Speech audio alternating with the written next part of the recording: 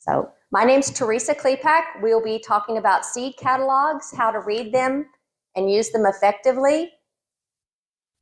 So what is a seed catalog? So some of this is going to be very basic, but a seed catalog, it's printed or it's digital, and it's going to describe from a garden center or plant or nursery what they have available. So they're going to give you pictures, they're going to give you descriptions of the various items they have. And then you'll also see items about the company itself, letting you know a little bit more about them, trying to develop a good relationship with you. Their ideas, they want to get to be they want you to become their customer, and they want to be good friends with you so that you'll keep buying more and more stuff from them, right? So there also might be articles in the catalog that tells you about the new varieties, or maybe something else about gardening in general in their catalog. So things to consider before ordering. Now this is where I mess up. If you don't have the space, it might not be a good idea to buy the seed. Just saying. So how much space do you have available for the plants that you want to buy? And then how many plants do you need? Do you need an acre? Do you need a half acre of seed, or do you just need one row? And then what will you or can you do with the produce? So are you interested in taking it to a farmer's market? Do you have family and friends? It got to the point where I know my neighbors would shut their door when I had the zucchini that was coming out of my ears. So sometimes you have to come up with more than one source of people that might want to eat your food. What will your family eat? So you might think growing Brussels sprouts would just be the coolest thing ever. But if no one in your family eats Brussels sprouts, unless you got some neighbors that love Brussels sprouts, you're probably not in a good position to grow Brussels sprouts. Will it grow in your hardiness zone? We'll be talking about that a little later. What is your hardiness zone? You need to know that. Can you provide the correct number of sun hours? Go check your garden area on a regular basis throughout the day. See how much sunlight you get. Also remember, you get different sunlight hours in the fall versus in the spring versus in the summer, winter, so you need to keep that in mind as well. Are you aware of any specific diseases or insects in your area? It might be something that you had just read. Maybe it's something that you've had a problem with in your garden in the past. And will you be able to plant the seeds at the right time? So I'll tattle on myself just a minute. I love poppies. So during the summer, I bought myself some poppy seeds, and I was all ready to put them in the ground. Read the packet, says, put them out in the fall. I'm going, okay, I'll wait. So I set them aside and promptly forget them. And now I'm pulling them out again, and I'm all excited about putting in my poppies, and it says put them in the fall. I have put a marker on my calendar now to make sure that I put those poppy seeds out in the fall. I could put them out now, and I might get some germination, but I'm not going to get what I would get if I put it in the way nature puts the seeds in. It needs, those particular seeds need to be roughed up a little bit, and they need to have different temperature settings in order for them to germinate. So what is going to be included in the description of the plant? This is not every plant is going to have that information, but there's always going to be some of this information, such as the name of the plant, whether or not it's an heirloom, a hybrid, or open pollinated. We'll talk about that later. It'll tell you when to plant it, what the hardiness zones, the size and description of the fruit at maturity, if you actually have fruit on this particular plant, the description of the plant, the days for the fruit to ripen, whether it's determinate or indeterminate, whether it's disease resistant, whether it's an annual, biennial, or perennial. So if it's an annual, that means it's just going to stay in your garden for one season. If it's a biennial, that means it needs to be in your garden for 2, and perennial means that if you're lucky, it'll come up year after year. So don't plant this perennial where you plan on pulling everything up at the end of the year. So you need to think about what kind of plant you're putting in before you actually plant it. Whether or not it's easy to grow. I prefer plants that can grow without me even taking care of them, just me. Some people like a challenge. I'm not one of them, but usually it will tell you whether or not the plant's an easy grower. Transplant or direct sow, that just means are you going to have to start it indoors first, or can you directly put it in the ground? Whether it's good in containers, then it'll tell you the number of seeds in the packets. If it's a very small seed, they won't count it. They'll just give you the weight of what that seed packet weighs. the price of the seed packets, and the item number. Pretty general stuff. First thing we need to do is talk about your hardiness zone. And we are in Leon County right there. And if you notice, the majority of us are in 8A with just a little bit of 8B. Now, having said that, we all have our own little microclimate in our area. So you might actually be in 8A, but your climate is more like an 8B or vice versa. But in general, you are going to be considered an 8A or B. Open pollinated hybrid heirloom. So heirloom are ones that have, heirloom has been around for generations, anything prior to 1950. That's even older than me. It's usually not as vigorous because it hasn't been bred over and over, but it's usually got great flavor. And then the fruit might not be quite as uniform as you might get with a hybrid, but so you might get a really big tomato and then kind of a small tomato, one that's got a little face on it, different kinds of tomatoes. But for the most part, all of us love to grow at least 1 or 2 heirloom tomatoes just because the flavor is just so wonderful. Open pollinated are plants where the flowers are fertilized by the wind, insects, or humans. So seeds from the fruit of this plant will produce the same plant and fruit with just a very minor variation. And so they call these true to seed, which means that you can harvest a fruit and you can process those seeds and keep them, and then you can plant your seeds from your fruit the following year. A hybrid is the seeds from that fruit will be unpredictable because a hybrid, especially if it's in F1, which means first generation, it means they've taken plant A and plant B and they've talked them into marrying and they've produced plant C. Now, the fruit from plant C has got the best qualities, hopefully, of plant A and plant B. But when plant C, when you take that fruit, open it up and use that seeds, some of the seeds might be more like plant A or more like plant B. There will be some that will be like plant C as well. Did I say C twice? But A, B, C. So you're going to get a little bit of a mix. If you by chance happen to see something like an F5, that's going to be pretty stable seeds. So there's a good chance that would be more true to seed, as we had talked about before. But if it's an F1, you're kind of rolling the dice on that one.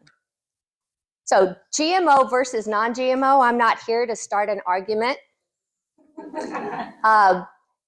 GMO seeds, and I'm just going to give you a description, is when you actually change the DNA of that, not always, but in most cases, it's ones where the species wouldn't naturally breed, okay? So it usually enhances specific traits. So it make it more disease resistant. It might give it increased yield. It might give it a tolerance to herbicides. So we've all heard about plant seeds that have been given the Roundup inside them so that they can handle the herbicide being sprayed on them. Non-GMO seeds are breeding that's done natural, such as cross-pollination or hybridization and selective breeding. So this has been around forever, the non-GMO seeds, as far as the way that they reproduce. These methods have been used for centuries to enhance desirable traits in plants. So for instance, you have some zinnias and you've got this pink zinnia over here and you've got this red zinnia over here, and you're thinking, wouldn't it be cool if we could get a color that's in between? So working with those two plants and cross-pollinating, it's possible that their babies, their future generation, might have one that's got a really different color. So then you take that one and you reproduce that one. So that's kind of what hybridization is. Determinate versus indeterminate. There's only a few varieties that are determinate or indeterminate. Cucumbers are one, tomatoes are one. But a determinate just is more compact and bushy. It tends to produce its fruit all at one time. So it sets the fruit and it's all ready at one time. It's great if you're planning on using your tomatoes for tomato sauce and you want a whole bushel of tomatoes at one time. It will continue to produce fruit after what we call the first flush, but it's going to be relatively small. On the good news, it's also more compact so it doesn't continue to grow, so that you don't have it growing out over your cage, down your row, etc. Indeterminate are more vine-like, and those are the ones that you have to support more. You usually have to build them a trellis. They will continue to produce until a frost kills the plant. So you're going to get a steady stream of fruit, but you're never going to have a real heavy crop you'll have a crop. What I've noticed on mine is you usually get the biggest, prettiest tomatoes on the indeterminate first, and then as you go through the season, they start getting a little smaller and a little smaller. But if you're like me, I like having the ability to put that nice, almost ripe tomato, because I don't leave it on the vine ripe or the birds will get it, put it on my counter, and then I just count the days till I can cut it open and, as Bill wants, just salt and pepper, and eat it. So I'm now going to go over some of the catalogs that I was able to get. I just sent out emails to all the catalog, not probably all because there's more than I can count of seed catalogs, but these are some of the seed catalogs that I did get for you guys.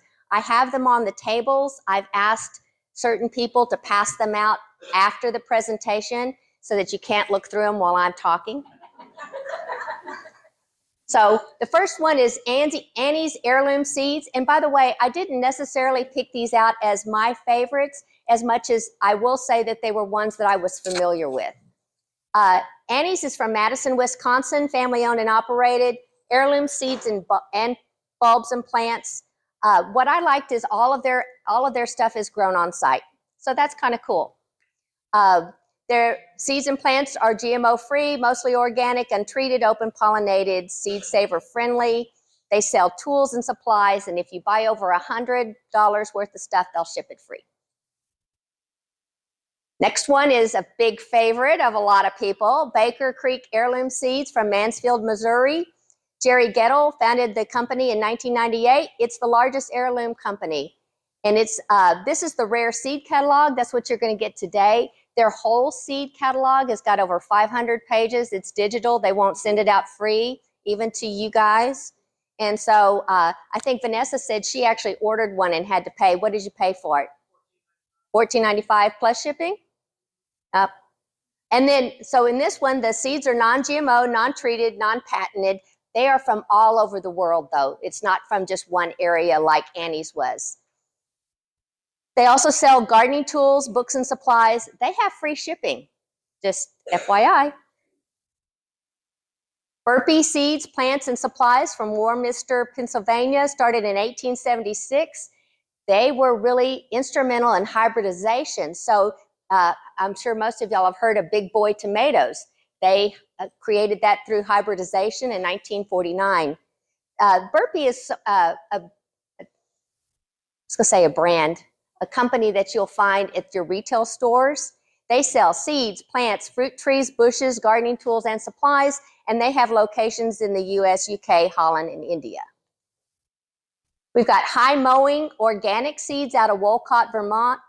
Started in 1996. It was a gentleman that just really got into seeds. Started out with 28 varieties. Now he's got over 700. Again, non-GMO, heirloom, open pollinated, hybrid varieties. It's one of the few that sell only non-GMO organic. So all of their seeds are organic, whereas some of the other seed companies, they have some that are organic, or they offer, a lot of times they'll offer it without being organic or organic. So you get to choose. It's also sold in retail stores. Online, they have an online blog on their website, and they have free shipping for orders over 200, which probably wouldn't be too hard to do.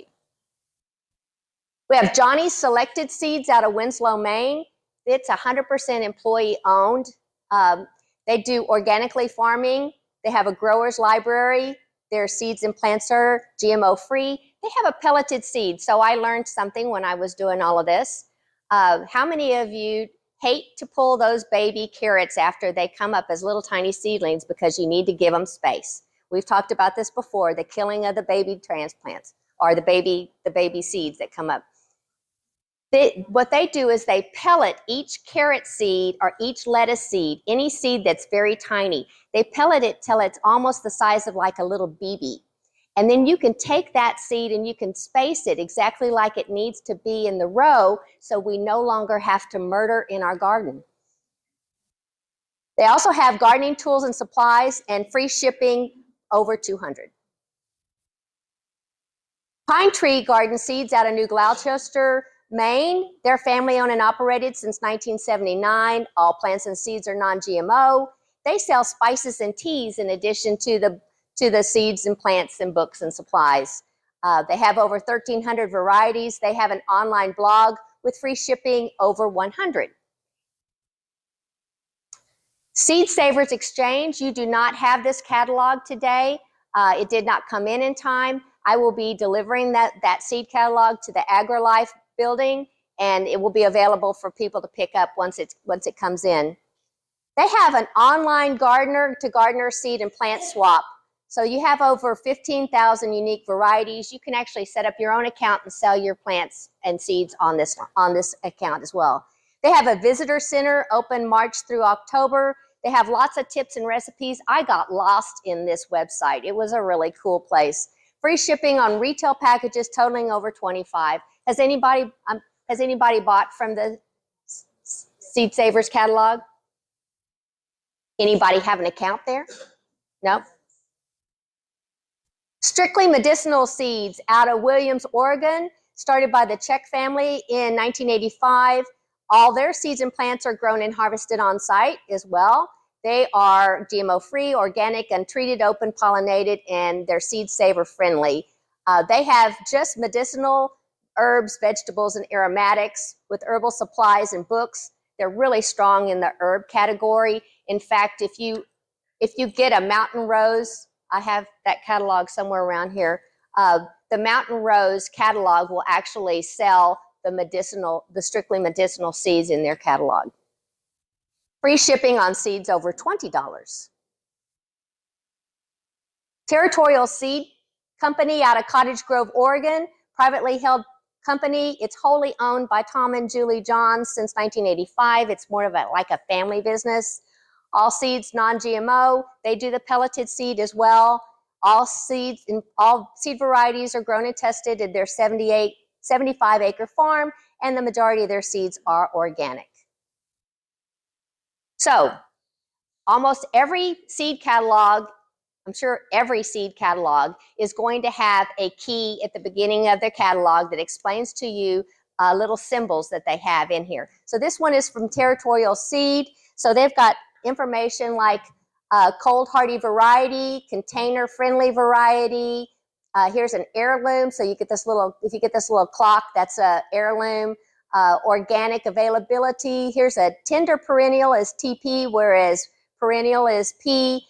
Tender perennial would mean that it probably is not going to make it through a really hard frost. You might have to protect it.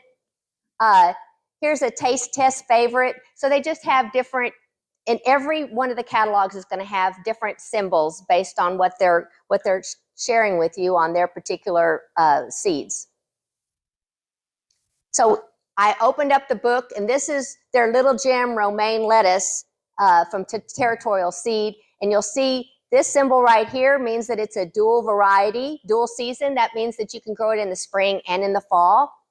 It's got OP, which means it's open pollinated. Here's what it costs, and again, they sell it by the gram because of the tiny seeds. So they have 3 different options on buying it by the gram, or you have the pelleted, which then they give it to you by the seed. They have seed tape. Anybody used seed tape before? I have. So you just lay the seed tape down, and then you put how much cover of dirt soil it says you're supposed to put over it, and then the tape just dissolves as the seed germinates. They actually also have transplants available. If you notice, one romaine plant is $5.65. You probably could get that a little cheaper at the grocery store already grown, but that's just me. So I grow a lot of cucumbers. I make a lot of pickles. So I'm interested in cucumbers. So I went to Pine Tree Garden Seeds and I looked up their cucumbers. And at the beginning of their cucumber list, they have just some general information about cucumbers. such as what the germination time is going to be, what the temperature needs to be, whether or not you sow it in. If you sow it inside, what are the directions? If you sow it outside, what are the directions? How much does a packet plant? I think that's a real nice information to have. It says 18 to 20 feet a single row or 5 to 6 hills. Then it usually has a tip or two, and they do this for all the different categories.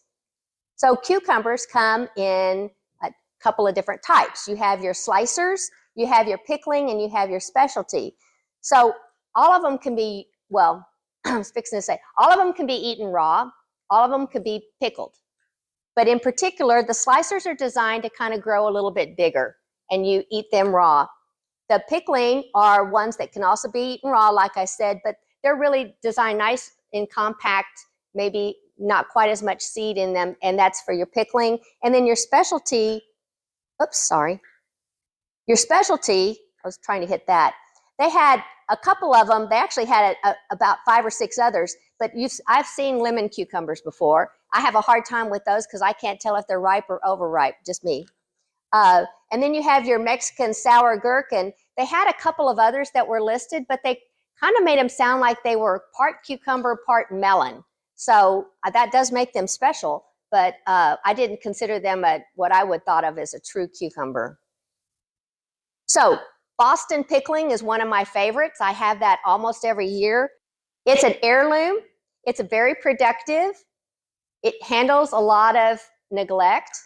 So to me, the flesh is crisp and tender, and 20 seeds is $2.25. It's usually my standard that I go to. But then I looked and I saw this little leaf, H19 little leaf. I called the company, and actually there's a number of different places that sell these. The H19 is its name. I tried to find out what does H19 mean, and it's kind of like WD-40. WD-40, it was their 40th time to put together their formula. So only the author of this plant, I guess, knows what that H19 stands for. But anyway, H19 little leaf, that's one of their symbols showing that it's a container friendly. It's good for slicing or pickling. It's a reliable variety. It's more compact, has littler leaves. It's easier to find your cucumbers when you're looking for them. It also is quite good to resistance of mosaic virus, downy, and powdery mildew. In this particular case, these are organic seeds, 20 seeds for $2.50. But I can't just grow the same variety every year. So then I look and I see this Calypso, which is an F1. What does that mean? First generation hybrid. I need to make sure and mark this, or I'm going to save the seeds, and I'm going to be disappointed quite possibly the next year if I try planting them. It was developed by the Agricultural Experiment Station, and it's a very high-yielding cucumber. It's blocky, 1x3. That means you're supposed to pick it when it's 3 inches, not when it's 6 inches, if you're going to pickle it. And it just looked to me like it. The interesting thing about this plant is it's a wrote that down, gynoecious, which just means that it has, the flowers don't have to be pollinated. So you can grow this baby in a greenhouse, or you can grow it under row cover, and it's still going to produce your fruit. You're not going to need pollination on this one. So they said that they do sometimes will put a male pollinator plant in, but for the most part, they're suggesting that you grow this along with other open pollinated cucumber plants. I thought this was cool. I think I'm probably going to grow this one, but again, I'm going to be very careful what I do to make sure I don't save any seeds out of these particular cucumbers. So, paper versus digital. So, your paper catalog, they can lay around on your desk, and you can play with them, you can mark them, you can do all kinds of stuff with them.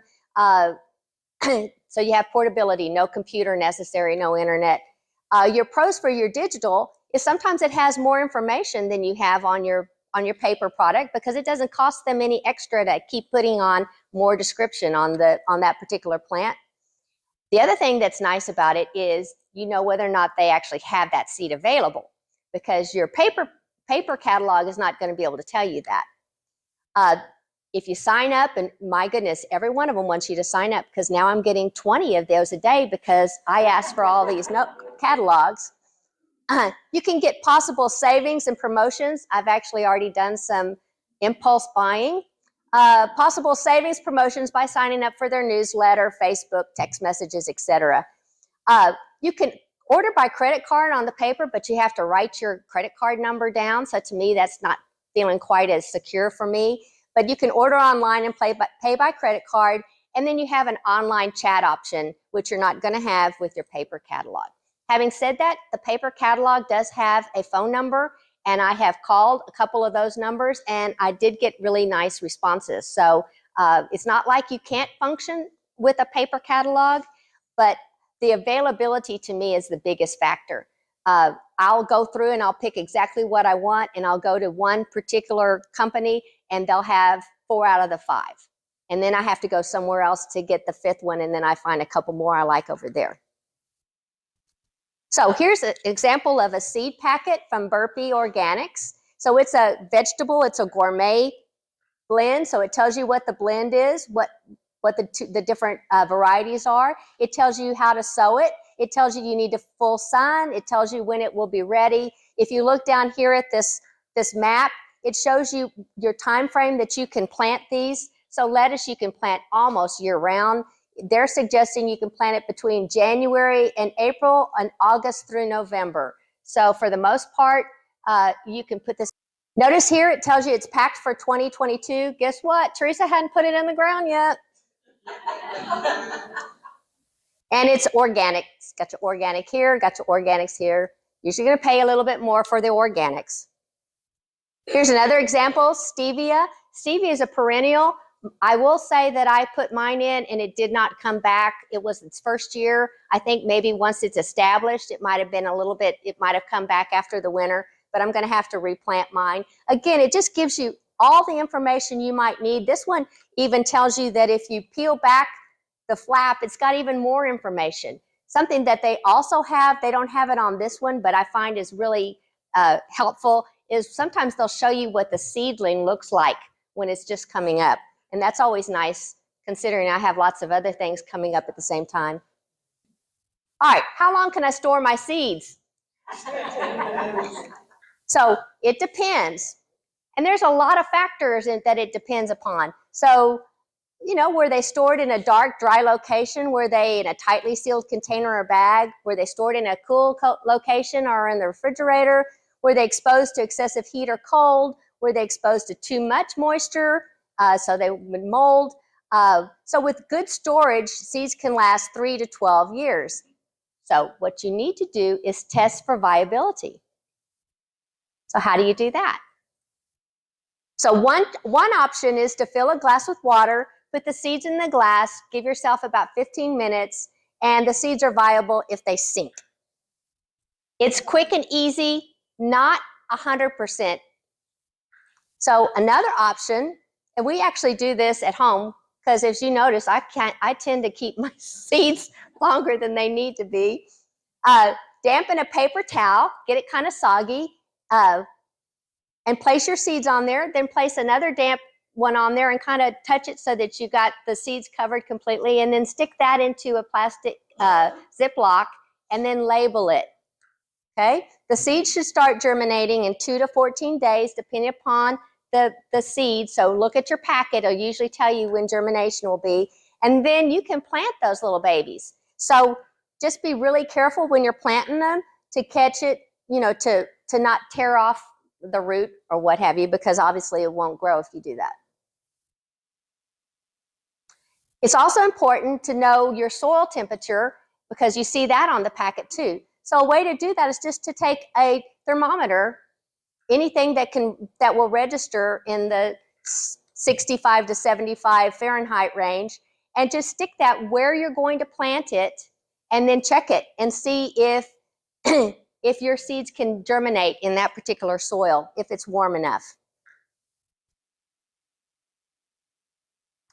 So supplies, you're going to want a journal. Again, especially if you're trying to keep track of whether or not this particular seed worked better for you than this particular seed. You won't know that if you don't keep track. So some sort of journal, some people keep it on their phone, some people keep it on a loose leaf notebook. I heard about this, and of course I bought the mailbox, but we haven't put it in, and that's been about 4 years now. But you can put a mailbox in your garden, and you can put your journal in there. You can put some supplies if you need to. So you can put everything you need in that waterproof container in your garden, and you'd be more likely to maybe keep track of the journey, the progress of your plants while you're in the garden. So you need plant labels. Again, this is just common stuff, and most of this stuff you can find at those seed catalogs, or obviously at your local seed nursery, local nursery or garden center. Your garden tools, support stakes, fertilizer or compost, mulch, row cover, or weed shield. Guys, you've got to cover that ground. If you don't cover the ground, nature's going to cover it for you, and you might not appreciate how the nature covers it. Your weeds tend to grow a lot better than your vegetables, I've noticed. Your insecticides, pesticides, fungicides, and animal deterrents if you need it. So that's a good time right from the beginning to decide how you're going to treat your plants if you have problems. So if you want to go organic, this is a good time to go ahead and get that organic product before your season so that you have it available, because if you find out that you got a problem on a Friday night, you might not want to drive out. With me, it's an hour no matter where I go. That's 2 hours out of your day just to go get the product that you should have had waiting to begin with.